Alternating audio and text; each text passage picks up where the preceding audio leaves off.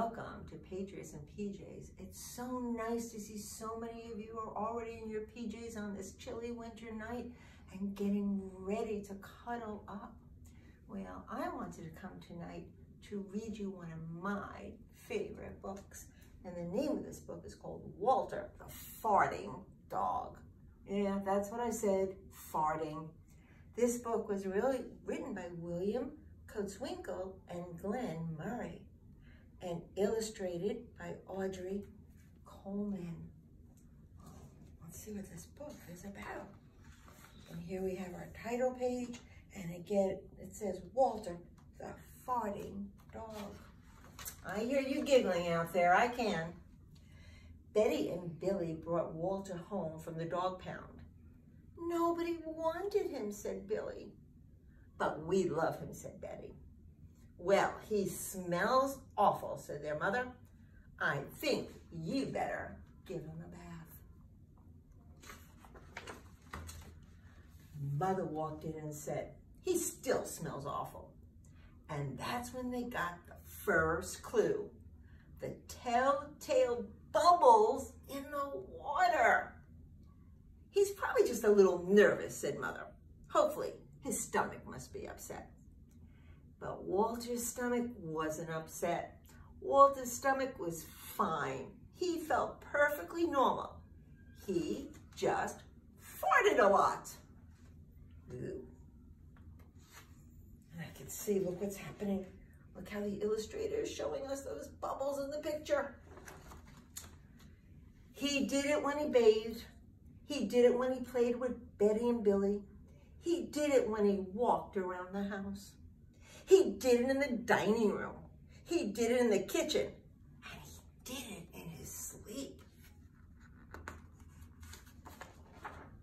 That dog farts morning, noon, and night, said Father.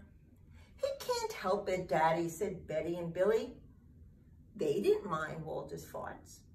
So what if he farts, Billy said to Betty when they were alone in their room with Walter. Betty agreed. Walter agreed too. He sat there looking innocently around, farting. Take him to the vet, said Father. That's probably a really good idea. Farting, said the vet, or erectile flatulence, as we say in the medical profession, and prescribed a change in diet. I really hope that's going to help. They gave Walter every kind of dog food. He farted. They tried him on cat food. They gave him hot dogs, hamburgers, and lettuce and tomato sandwiches. They gave him fried chicken. They gave him rabbit food. They made him a vegetarian. No matter what that dog eats, he turns it into farts, roared Father. Walter got the blame for everybody else's farts too. If Uncle let one slip, he just went and stood near Walter. Then all he had to do was say, Walter, and everyone would look at poor Walter.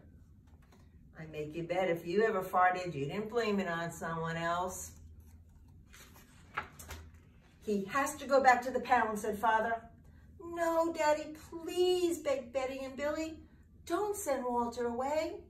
He goes tomorrow, said Father. They pleaded. Walter farted.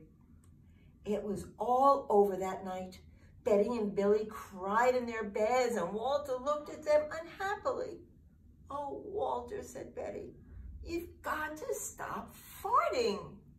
Because Father is going to send you back to the pound tomorrow, said Billy. There he is. And look at the way the illustrator is showing us that Walter is still farting. Walter knew how serious the situation was. He'd never seen Betty and Billy again. He resolved to hold his farts forever. When Betty and Billy fell asleep, he walked down to the kitchen to see if there was anything around to eat. He managed to open the cupboard door with his nose and found the 25-pound bag of low-fart dog biscuits the vet had prescribed for him, which had made him fart even more. Even though he knew they made him fart more, he couldn't resist. He ate the entire bag. "Very tasty," said Walter to himself. And then he went and lay down on the sofa. A gigantic gas bubble began to build inside him. "This is going to be trouble," he said to himself nervously. He was afraid of what might happen if he let it go. He thought maybe the house would explode, so he kept it in. It wasn't easy. In fact, it was torture. But he had resolved never to fart again. His future depended on it. And he lay there with his tail wrapped tightly between his legs. He heard a noise at the window. He watched it slowly open. A pair of burglars came through. They dropped silently into the kitchen.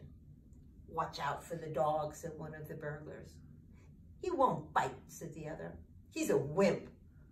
Walter might have bitten them, except he was so filled with gas he couldn't move. They tied a rag around his snout so he couldn't bark. "Okay," whispered the first burglar. "Let's clear the place out." They took everything they could get their hands on. Walter wanted to stop them, but he was having unbearable gas pains. He rolled on his back and waved his paws in the air. He gnashed his teeth. "We've got it all," said the second burglar. "Let's go." That's when Walter let it fly. It was the worst fart of his life. It made a tremendous noise and shot him across the room. A hideous cloud filled the air. The burglars clutched their throats, unable to breathe. With tears in their eyes, they raced for the window. They tried to grab their bag with all the valuables in it, but their arms were too weak. Let's get out of here. They jumped out the window and ran up the block, choking and gasping for air. Still blinded by Walter's attack, they stepped into the headlights of an approaching police car. "Hold it right there," said the policeman. When Father and Mother came down in the morning, they found the open window, and they saw the bag with their valuables in it, and Walter was sitting beside it.